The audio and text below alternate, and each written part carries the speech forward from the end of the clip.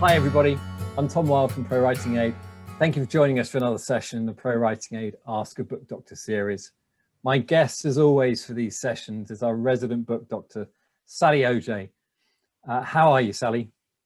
I am very well, Tom, in these increasingly stranger and stranger times. I'm so lucky. It's a time for counting our blessings, isn't it? It absolutely is, Sally, absolutely is.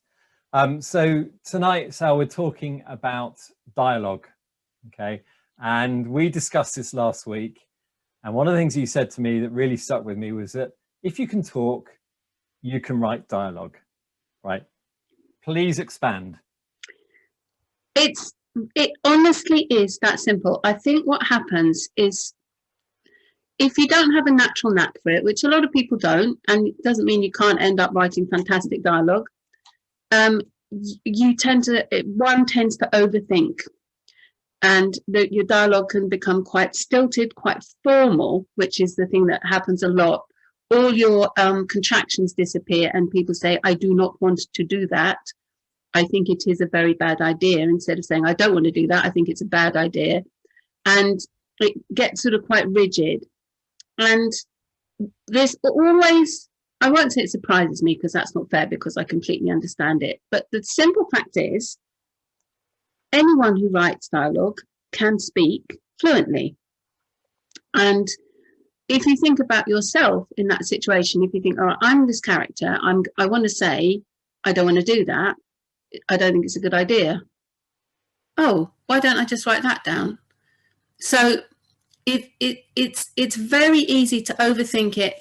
Of course, what you don't want everyone to do is speak with your voice or with one voice. You know, you have to mix it up a bit, and we'll be talking about that later.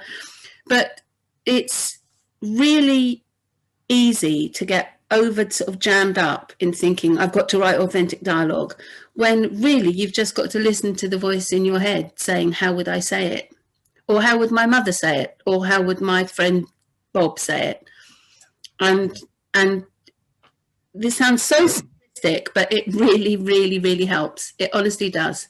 I've used this stimulus for so many people, and it really does work. One way of things to flow anyway. But it's an interesting one, isn't it? Because so many writers' forums, communities, groups will talk about how to get it right. What are the pitfalls? What are the warning signs? And what's your kind of advice to the writers you kind of mentor, Sal, or you work with? So, you know, how do you strike the right balance? How do you know what's too much? Too much? I don't know what you mean. Oh, so the balance of, you know, how much dialogue. So whether you've got too much dialogue on a page. So there must be a kind of.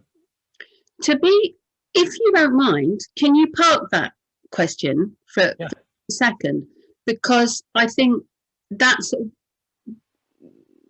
going to the point after we've pinned down how to write good dialogue, then you want to know how much there is on the page.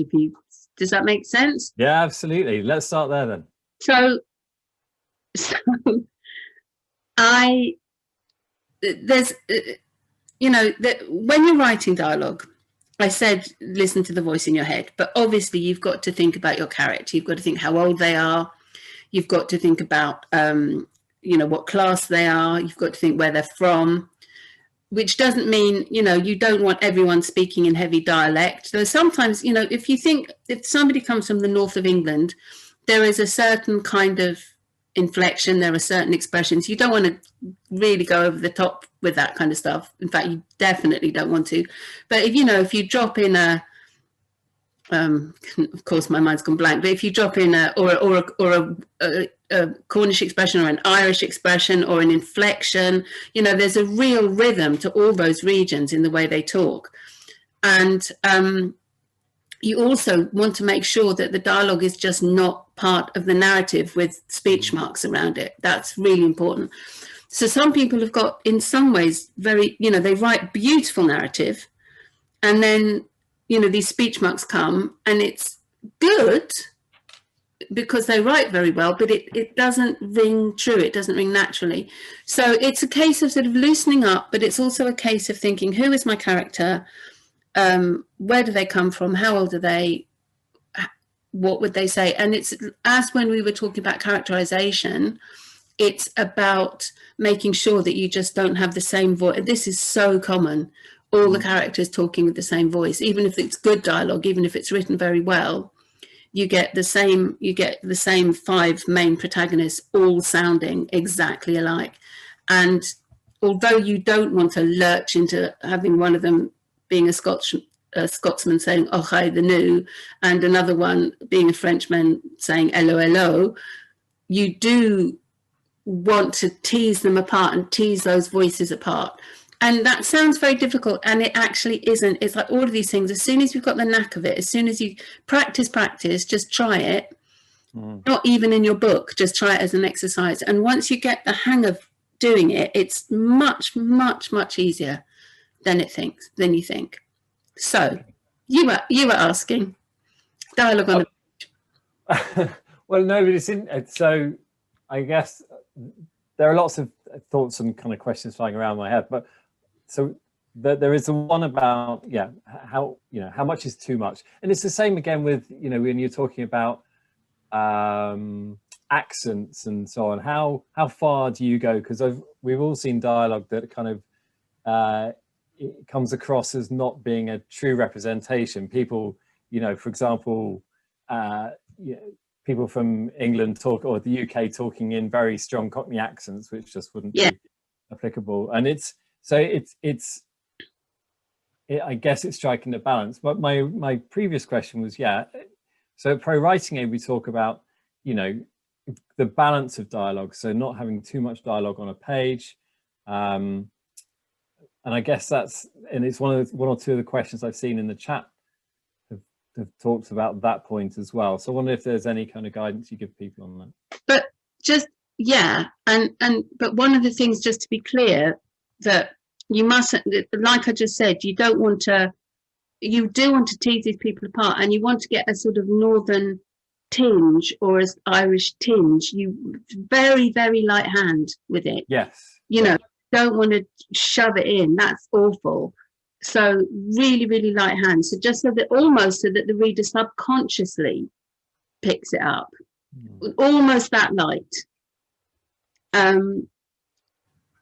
So as is traditional, I've forgotten your question.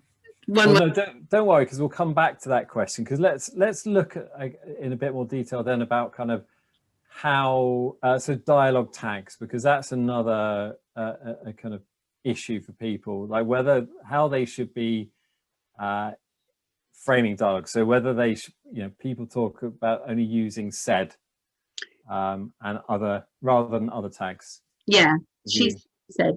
Now this is where as people who join us often will know, I am such a rebel, and I often disagree with not disagree exactly, because I can always see the point, but I think if you go to, what you have to remember is, if you read a book about writing, and there's some fantastic ones out there, or if you do a class about writing, these people have to try and reach everyone.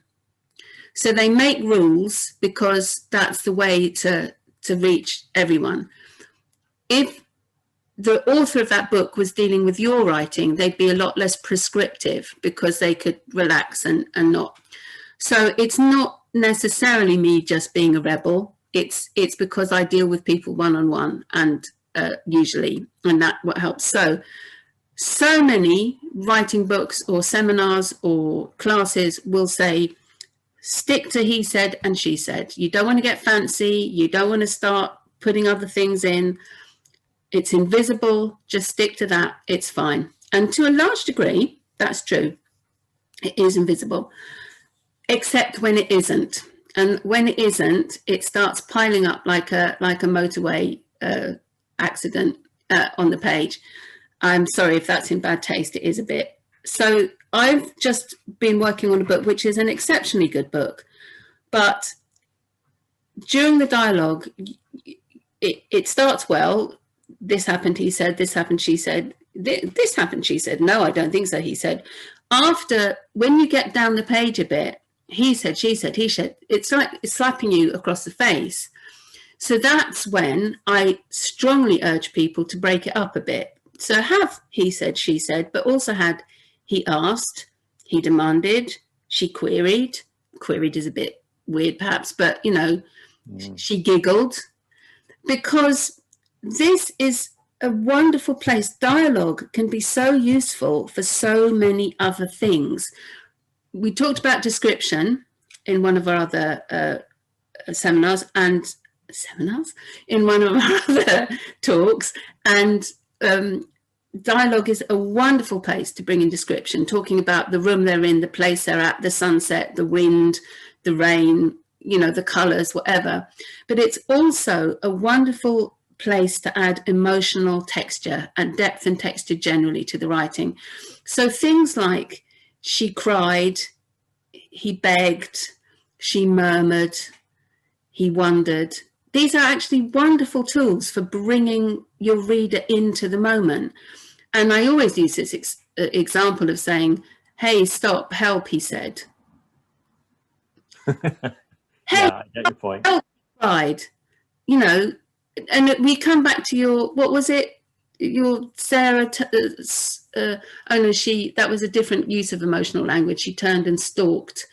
But, you know, the use of the right word at the right time can really infuse your writing with a richness and a depth and a texture. And this is a perfect time to do it within the dialogue. So don't not have he said, she said, of course. But mix it up a bit and choose your words carefully, and it will make a tremendous difference. Okay. And then, of course, we come to when you have on the page, you have a long tract of dialogue. This person, that person, this person, that person, this person, that person, going down the page. It can be terribly difficult, even if it's just two people talking. It can be terribly difficult to keep track of which one is. It only takes one thing, and you're suddenly thinking, "Wait a minute, who's saying that?" So, of course, he and she is helpful, but if it's two men, then it's he, and then you've got to be careful with your pronouns, obviously. Yes. But then we need, what really helps then is the thing that I've talked about in other sessions, and that is what I call signifiers. And I shall take a breath now in case you'd like to say something, and then we can talk about signifiers. Well, so let's talk about signifiers. I really like the point you made about what dialogue is useful for. So I'd like to explore that in a bit more detail afterwards, because I've been reading some good kind of blogs and other things on the subject about how you can use dialogue to introduce, you know, backstory and what have you. But let's focus on signifiers, because do you want to expand on that? And do you want me to share this? We talked about this in another session. It's the places in the dialogue which are sort of invisible. You don't realize you're reading them, that you're absorbing so much information. And it also gives a dialogue it's a rhythm, it's a music, it's got a flow to it. And subconsciously or very consciously, the reader notices if the rhythm isn't right, if it's just bang, bang, bang. You want a kind of a flow, you want a kind of a music to your dialogue. And signifiers are the bits in the dialogue where it's he said, turning to look moodily out to sea. Now, hopefully, much better than that. I think, Tom, for any English people here will get this, there is one we have prepared earlier, is there not? There is, in true Blue Peter style. Hang on. So what I did, before you put it up, let me explain. Yeah. I used to find it not difficult, because most people get it obviously straight away, but I thought I need an example of this, and I struggled. I thought, which author, what shall I do, who does it the best, what shall I try and do? And then I thought, actually no, I've always got this, I'm sure we've all got them here, the pile a pile of book next to my bed, all of these books to be read. And they're all by good authors, hopefully. So I just literally picked the first one off the page, which is by a crime writer called Elizabeth George. She's a very, very good writer. I opened it completely randomly and I scanned that page. And then I highlighted the signifiers. So this wasn't chosen with any, the writer was accidental, the page was accidental, just to be clear. And it is a bit, it's talking about sex, which wasn't quite what I intended, but I stuck to my guns. So if you want to share it now. Yeah, let's have a look.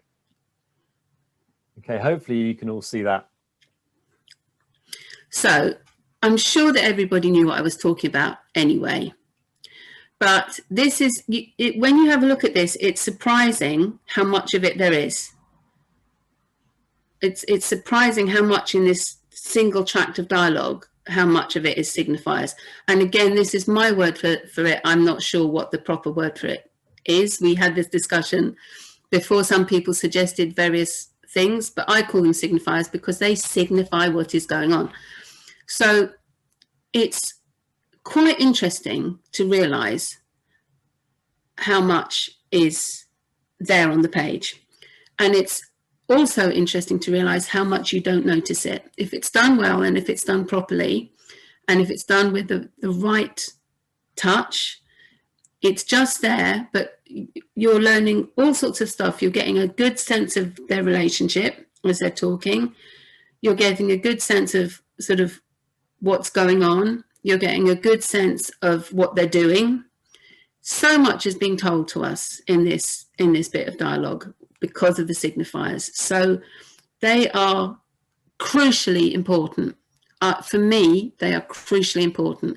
And again, this can be something that you don't always find easy. It can be something that you can find a bit overwhelming or a bit scary to do. And all these things, just practice.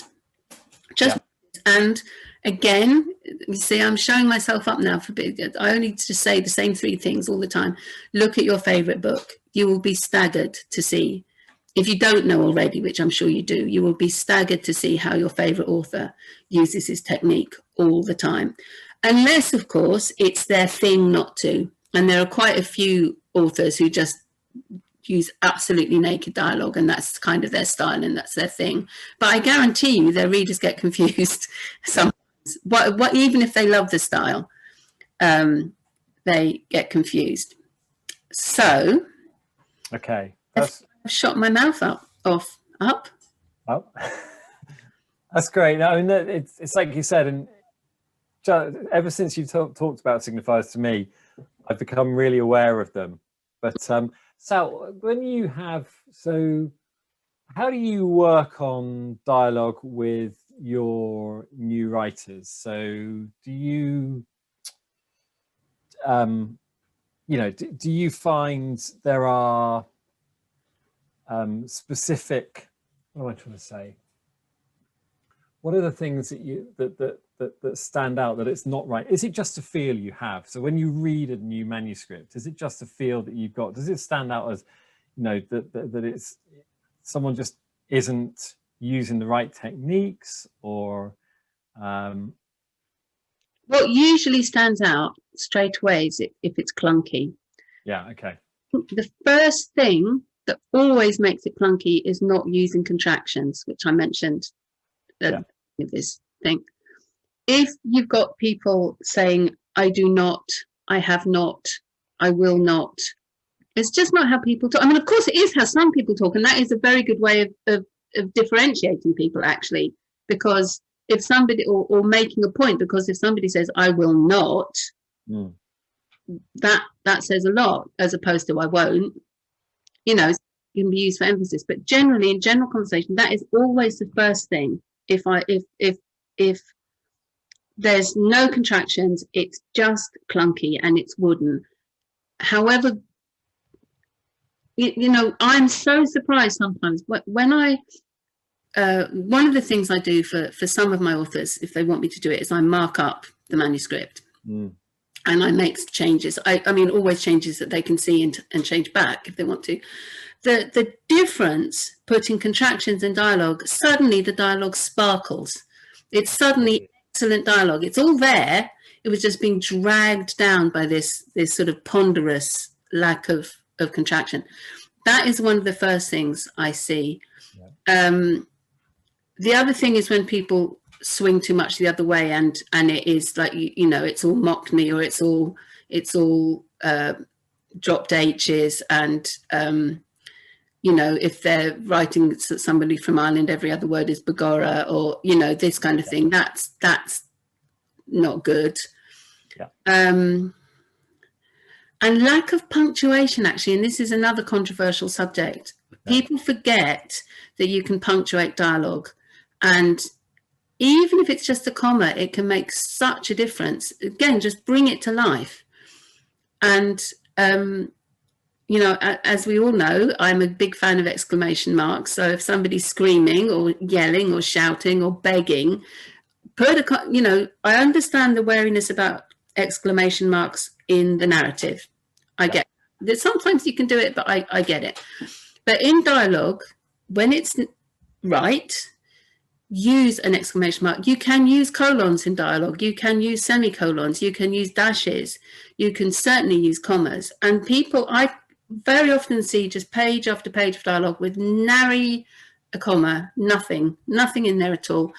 And it just makes such a difference if you just put them in. And like I said, it suddenly springs to life. Oh my God, this is actually really good dialogue. So what about actual kind of layout on the page? Because very important. And we talked about this, didn't we, the other day? There are no hard and fast rules about layout. It's a stylistic thing, and you can basically do it however you want. But the crucial thing is clarity. The absolutely crucial thing is clarity. And we have sort of got used, all of us have got used to one person speaking on one line, the next person who speaks on another line, and then the next person who speaks again on another line. We're all used to that convention. But what people sometimes forget is if you have a line of dialogue, I don't think that's right, he said. In fact, I think it's a terrible idea. Some people would put that, in fact, it's a terrible idea, on a separate line again. Now, our brain says, this is a new person speaking. This is when we get confused. So people forget that if it's the same person speaking, even if you have put a he said or a signifier or something in there, you keep it on the same line. It's not a rule, but for clarity, it is much, much easier. And it's actually a problem I see a lot. People get a bit confused about how to lay out dialogue. Yes, the one line for each person rule is a sort of good guide, but yet again, have a look at the way that the dialogue's laid out in your favorite book. Now, all of these rules are there well, this isn't even a rule, it's a guide, but they're all there to be broken. You know, everyone's got their different way of doing it. You know, Roddy Doyle, who is extremely successful, I'm sure you've all read The Commitments or one of his books, you know, just uses a dash before each bit of dialogue, doesn't use speech marks. And at first it's really confusing, and then you just get into it, you go with it. But I remember even knowing Roddy Doyle's style, getting confused sometimes with that. So just help your reader as much as you can. You know, they just want this nice, smooth glide down the river of your beautiful prose. They don't want to, you know, hang on to the edge of the boat worrying they're going to fall off. So just keep it nice and simple for them. Help your reader, think of your reader, always say the same thing. Yeah. Okay. We've got a stack of questions piling up, so I'd like to dive in with some of those, if that's all right, Sal. So one of the early ones we got in was advice for those like me who are not native speakers, so the nuances of the language don't come to us naturally. Is that a question of research? Well, this is controversial. Watch telly. Watch TV. Listen, notice how people speak. Of course, you don't have to watch telly. It's just easier. If you're talking to somebody and trying to study how they speak at the same time, you're going to have a lot of embarrassing, you know, they're going to wonder why you said a wombat when they asked you what time it was, you know, that you need to, the easiest way is to, well, read other books, watch TV, watch films, but TV is better because it tends to be more naturalistic. You know, watching any of the Marvel films, you know, that's not particularly natural dialogue. Though I don't know, Doctor Strange got to, you know, talk quite naturally, but so that's one way. Yeah. Develop your ear, and you can develop your ear. It's you know, not something that everybody has. But again, if you practice, if you think, it's like driving, you know, we've talked before about the Rumsfeld box, you know, consciously incompetent, unconsciously consciously incompetent, unconsciously competent, consciously competent. So it's like that. It's like, think about learning to drive. It's like, at first, it's everything you do. I've got to look in the mirror. I've got to put my handbrake on. I've got to change gear here. I've got to do this. I've got to do that. After a while, you just breeze through it. So writing is a lot of skills you can learn. Now, of course, talent counts for a lot. Of course, having a good ear counts for a lot. Of course, confidence actually counts for a great deal. But you can, all of the things we've talked about, you can certainly learn to be much, much better at. And much, much better is often quite good enough.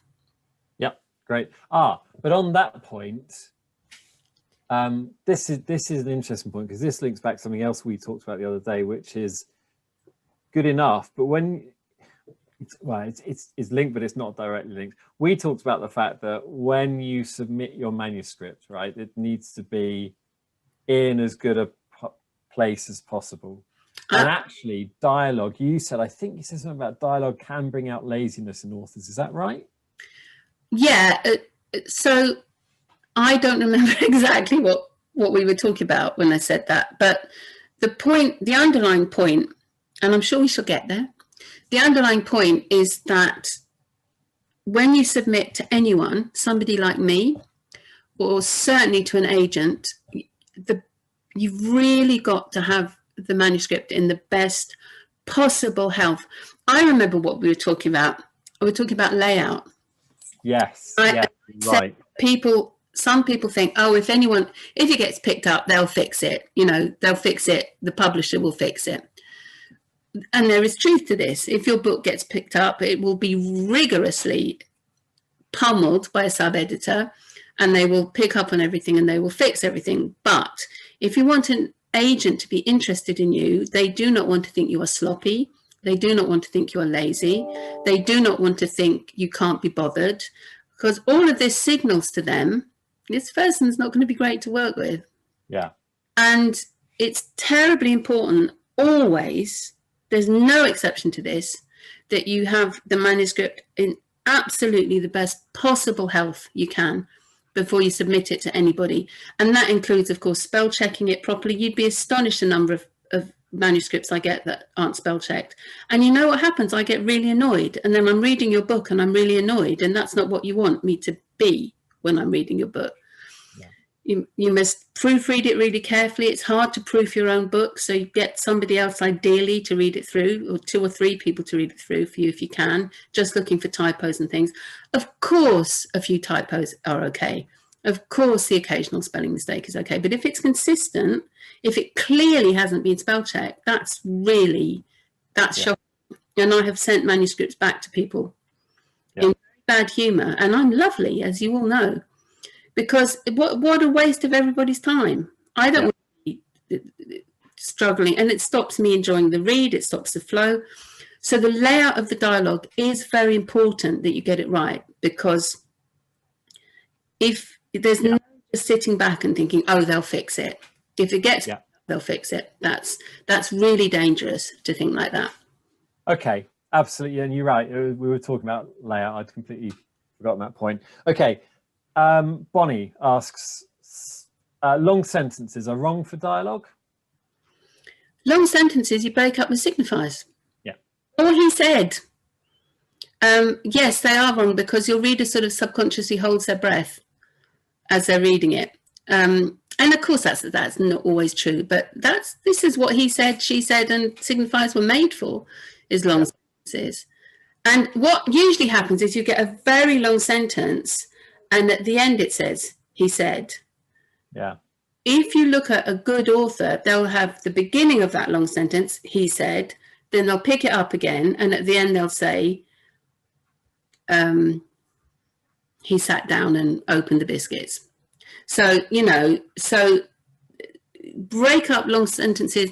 What really nags and stumbles the eye is if you've got a long sentence and then he said at the end of it.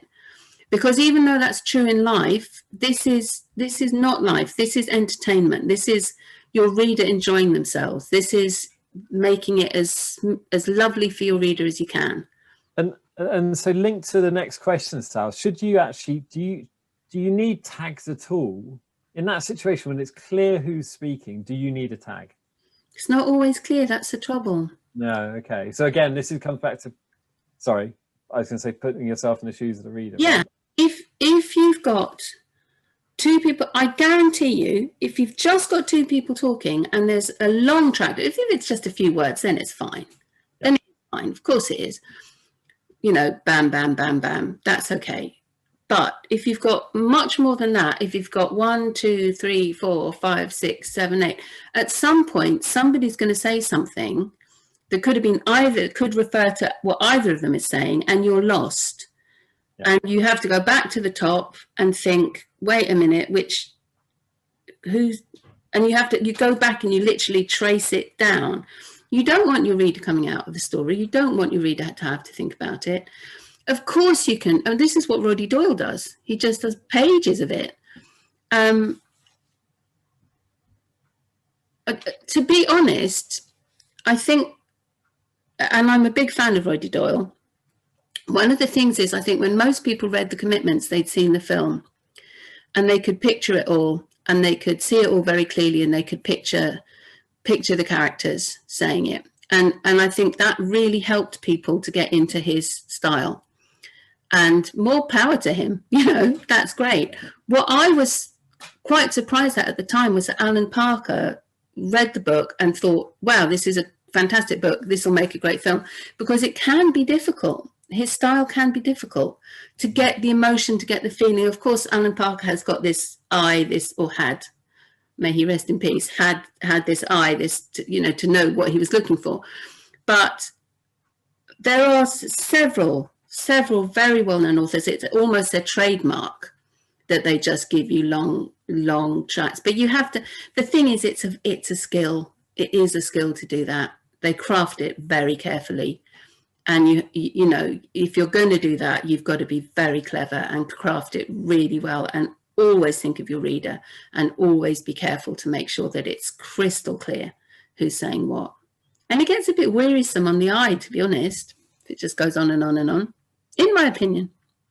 I've got a really interesting one here from Serafina, who asks, how would you have a character use sign language? Describe the hand gestures or create an additional character to translate only? I have no idea. That is a brilliant question. Maybe that's one for our chat panel. Any it is out there? The truth is, you can go in so many different ways. You could have a third character. You could have somebody who understands sign language, and you just make that clear at the beginning, and drop in the occasional gesture. She touched her lips furiously, or she breezily, did whatever she did. I don't know sign language. I hope I didn't just say something disgusting. So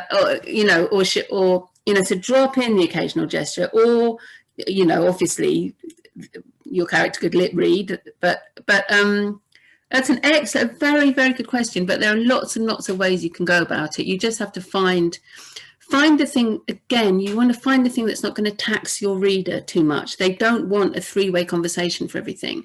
They don't want the translator saying, she said this, he said that. again, you can use it sparingly. You could do it. So no, it's a very interesting question. Sorry, I can't be more conclusive. No. So I mean, always questions are always good for the rest of the community to get involved into in chat, and that tends to be, I think Shirley's just mentioned, possibly have the character lip read, which is an idea. Moving on, so this comes back to the question I kind of started at the beginning, which is about the kind of percentage of a novel that should be dialogue. So Loveford asked this: what percentage of a novel should be dialogue? Now, I'm just going to mention at this point, in ProWritingAid, there's a report called the dialogue report you can run that measures the percentage of your text that is dialogue. It also highlights all of your dialogue tags, so you can easily find them and navigate around them. But I mean, there isn't a rule, right, Sal? I don't think. It's just absolutely not. Absolutely no disrespect to the person who asked the question. I haven't got a clue. I mean, yeah. I don't know. You just know when it's right, don't you? You read a book, you know when something's working, you know when it's right. And you can have, there are plenty of books that have whole chapters with nobody speaking, because that's right. Yeah. I always suggest in a chapter like that, I do say, because it comes back to showing rather than telling. So I do try and, but then you don't necessarily need to have dialogue in showing, don't telling. So no, you just have to do what comes naturally. Yeah. Okay. Jack Boyles asks, subtext is key to dialogue. How would you advise approach subtext in a revision? How to add it? I'm so sorry, but I don't understand that question. No. Okay. Well, I was hoping you might understand, because I'm not sure. So Jack, maybe you can add some more on that and post a second question, a follow up to that, and we'll pick up on that. Okay. What about how should a character's thought? Oh, I see. Sorry. How should a character's thought, not spoken dialogue, be written? Italics. Italics. That's the convention. I mean, it very much depends on the house style of the publisher, actually. But I would always suggest italics. People understand, they know what you mean, they get it, they're used to it. Or people put it in, some people do put the speech marks. But that can be a bit confusing if they're thinking. So it's very, very clear. If you just use italics, it's really, really clear. And there are probably many ways of doing it if I think about it, but that's certainly what I would immediately suggest. What about kind of the things you shouldn't use dialogue for, Sal? So are there any specific things? So let me jump in here. Okay. We talked about this the other day. Exposition. You really have to be careful of this, and it's so tempting. It's so tempting for any writer, if they're trying to get some facts across to the reader, to have two characters talk about it. And it can be done, and it can be done really well. But what you do not want to do is have two characters telling each other things that they would already know, so that the reader can know it. And you certainly don't want them to, you know, I've used an example like this in another session. You know, you don't want somebody to say, "Hi, Bob, you're my cousin. I haven't seen you for 10 or 12 weeks, and the last time we had a bit of an argument, but it's all okay now. How are you?" Obviously, that's wildly exaggerating, but people do stuff like that. Yeah. It's so easy to put facts into dialogue. So you really, if you can have exposition in dialogue, it is a good place to get some facts across, but you've got to do it so well. You've got so carefully, and you've got to do it in such a way that the reader doesn't realize what's happening. And again, that comes down to practice. So just be really, really careful. First of all, you know, don't have two policemen. You don't have one policewoman saying to the other policewoman saying, "I think I'm going to use my truncheon. It's a large stick that's heavier at one end than the other. It'll probably knock him out." Again, wildly exaggerating, but you know, the other policewoman knows what a truncheon is. Nightstick if you're American. So, you know, just be very, very careful if you use that device, that you use it wisely. I do love your examples. I wish I had them planned. They just come out of my head. I think that's what makes us so good. Okay, so we've still got. This is great. We've got probably 5 to 10 minutes left. So if you have got any questions, do post them now. Shirley asked, for a character with a stutter, would you use dots or dashes? I'm assuming something along those lines. Either, but if you use dots, this is something else that's got to be done properly. Ellipses, as they are called, 3 dots only, and then a space. That's how you use ellipses. You don't, not 10 or 12 or 2, 3 dots and then a space. And a space before the 3 dots, or just a space after the 3rd dot. Okay. That's the right way to do it. Or a dash is fine as well. Okay, great, thank you. Okay, should you use tags with the character's internal dialogue? Example, he wandered or she worried. Yeah. Yeah. Hey. That was easy. More questions like that, please. Okay. Let's see. Oh, so Bonnie asked, I think this is going back to the punctuation point, and she says, I thought publishers did not want semicolons. Is that a... This is another really controversial thing. I love semicolons, used very sparingly, because nothing else does what they do. That's why. Yeah. No, who was it? It wasn't George. Was it George Orwell? It was somebody who declared he was going to write a whole book without a semicolon, and did. People hate them. They loathe them. But I'm a big fan, because, you know, they do something that nothing else does. I don't think it's, I believe it's not true. You see, every publishing house will have their own style, house style. Every in-house editor will have things that they hate or love. Every agent will have things that they hate or they love. So I think semicolons, more than anything else, come and go through the process of a book being published, you know. But I'm very keen on them. I like them simply because, as I've said several times now, they do what nothing else does. You can use a dash instead of a semicolon, but if you do that, the writing can get very, very heavy with dashes. So I would say chuck one in every now and then. You know, just use them gently. I'm really resisting any condiment talk, but just every now and then. But it's personal, you know, if you hate them, don't use them. Yes, exactly. Okay.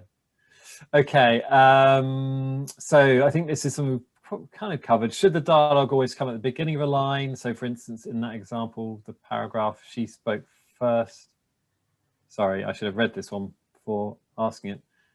I thought dialogue always had to be separate. No, it doesn't. This is what I mean about people, and again, with no disrespect to the person who asked this question, this is about, it's overthinking again.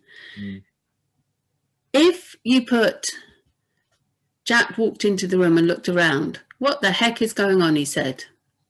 That's all right, isn't it? Nothing wrong with that. Yeah.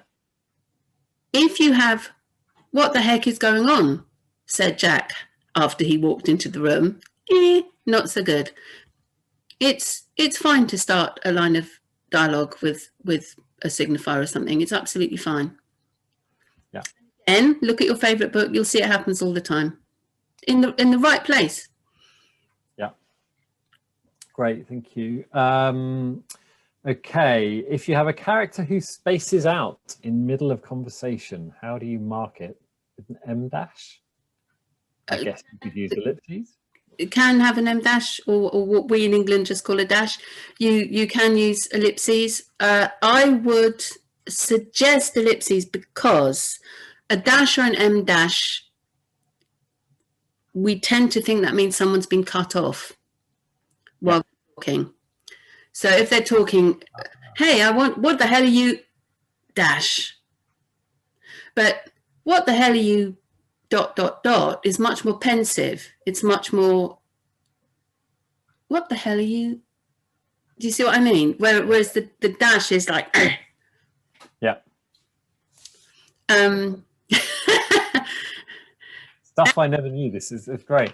What about, Sorry, Dana's asked, since we use italics to indicate thoughts, is there a way that's acceptable to agents and publishers to strongly emphasize a word or two? And they go on to mention the fact they got nailed by an editor for using bold once. For using what? Bold. Bold. Bold isn't a great idea.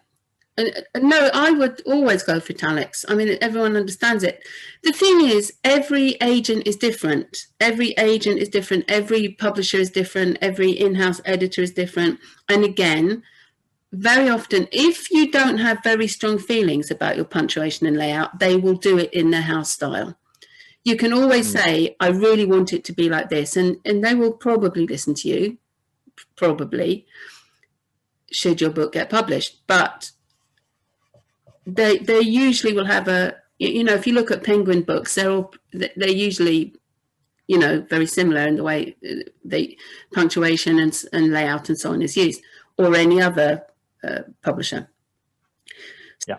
Please don't, my point is, please don't stress. I know this is, again, when you read books, and they're very good books, and when you read or you attend a class or you attend a seminar, they're blanket covering every possibility.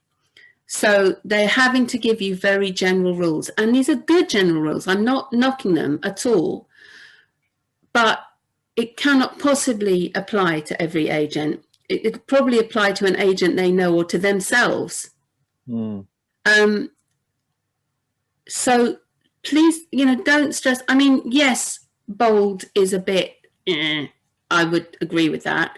But it's okay. That is something that can be fixed. You know, it's not something that is confusing or disruptive or in any way problematic, really. Yeah. Stick with italics. Everyone understands italics. Everybody understands italics. And if you really want to use bold, talk to your agent about it once you've got an agent. Yeah, great. Right, so we're running short of time. So anything you wanted to, anything we've not covered that you wanted to kind of include before we sign off? Yes, and you all know what it's going to be. And if I could hear everybody, they'd be chorusing it now. Anyone like to jump in and suggest what I'm going to say? Always read out loud. That's what I'm going to say. Read your dialogue out loud to yourself and you will immediately see where it needs to be changed. It's like a magic trick for authors. I don't know why people don't do it all the time. Read your book out loud to yourself. You will see so much, and especially with dialogue, actually, you will just see why it's wrong. If you read out to yourself, I do not want to do it, I do not think it is right, you'll go, yeah, that's not good, is it? Yeah. So read your work out loud to yourself. Okay. Thank you. I always say try and get somebody else to read it out loud to you, because that's even more effective. But you have to bribe them well to get them to do that. Okay. Thank you for that, Sally, as usual. I've just posted a link to a blog on the ProWritingAid site about 5 tricks for using dialogue to write truly captivating characters. So please have a look at that. There are some other blogs on there as well that may be useful if you're struggling with how to use dialogue. Just one final question I saw pop up in chat that I didn't get around to answering, but I was desperate to. I think it was Shirley with the reference to Blue Peter, asked whether Blue Peter is still going. It is, Shirley. And I know that because my children each received their Blue Peter badge about 3 weeks ago for various things they've achieved in lockdown. If you're not from the UK, I do apologise. It's a very well-known children's programme, loved by all. If you are from the UK, I have to say this. I'm friends with Valerie Singleton. How much have I rocketed up in your estimation now? Have been since I was a child. I think I knew that, Sally, and it still impresses me each time I hear it. Thank you to everybody for joining us again. I must admit, it's felt like a rusty one for me. It feels like a while since we've done the last one. I haven't felt particularly on form tonight, but hopefully by next month, by February, when we do historical fiction, we'll be back on top form. We really appreciate you joining us for these sessions. and all that you contribute. Until we talk again in a month's time, stay safe and well, everybody. And do keep your questions coming in. You can reach us through our support channel at ProWritingAid. Sally's available on Twitter, as am I, and you can find us through ProWritingAid links. Sal, do you want to, have you got your Twitter handle to? You know, I never know what it is. Just look for Sally OJ. I'm sorry, I don't know. Or you can look at my webpage, which is sallyoj.com. Thanks, Sally, everybody. You've been fantastic as always. It's been a real pleasure. I love doing these sessions, and it's all down to all of you. And of course, to Mr. Wilde, the debonair Mr. Tom Wilde. thank you very much, all. Have a great day, rest of the day, evening, or whatever. Speak to you soon. Bye.